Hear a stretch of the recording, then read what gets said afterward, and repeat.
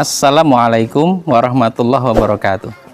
Alhamdulillahirrabbilalamin. Allahumma sholli ala nabiyyina Muhammadin wa ala alihi wa ashabihi ajma'in, amma ba'd. Pemirsa yang dirahmati Allah Subhanahu wa taala, ada ilustrasi yang diungkap oleh Nabi Shallallahu alaihi wasallam tentang orang yang berzikir kepada Allah dan orang yang tidak pernah berzikir kepadanya. Mathalul ladzi yadhkurullah wal ladzi la yadhkuruhu mathalul hayy wal mayyit.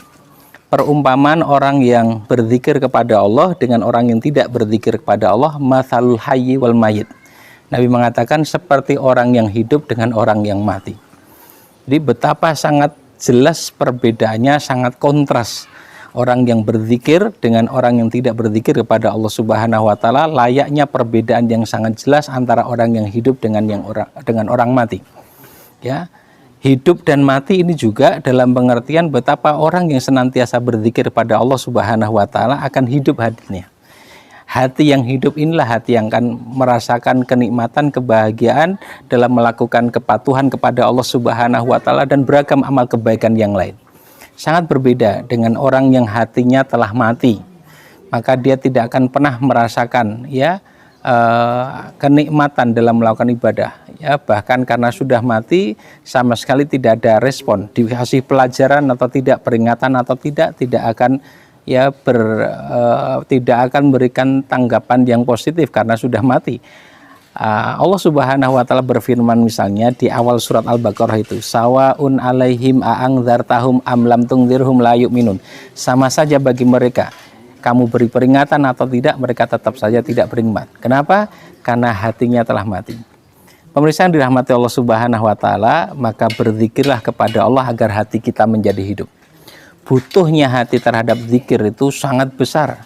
Ya, bahkan sampai diungkap oleh Ibnu Taimiyah rahimahullah, beliau mengatakan kebutuhan manusia, kebutuhan hati terhadap zikir, ya, kebutuhan hati manusia terhadap zikir lebih besar dibandingkan butuhnya ikan terhadap air.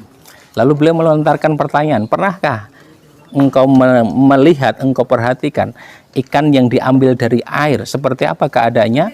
Akan menggelepar-gelepar, ya, merasakan kesakitan yang luar biasa karena sangat butuh dengan air, tapi dikeluarkan dari sesuatu yang dibutuhkannya. Maka hati manusia jauh lebih besar kebutuhannya terhadap zikir kepada Allah Subhanahu wa taala.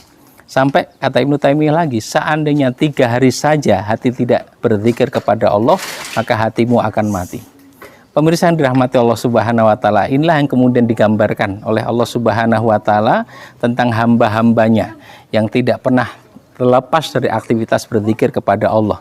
Alladzina yadhkurunallaha qiyaman wa qu'udan wa 'ala junubihim.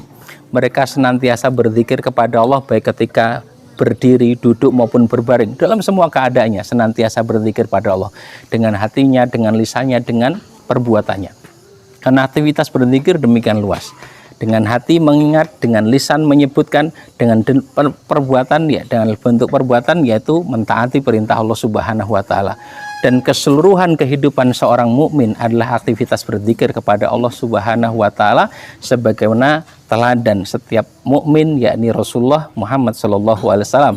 Dan Aisyah mengatakan, kana Rasulullah sallallahu alaihi wasallam yadhkurullah fi kulli ahyanihi. Rasulullah sallallahu alaihi wasallam senantiasa berzikir kepada Allah di semua keadaannya. Demikian, mudah-mudahan bermanfaat. Assalamualaikum warahmatullahi wabarakatuh.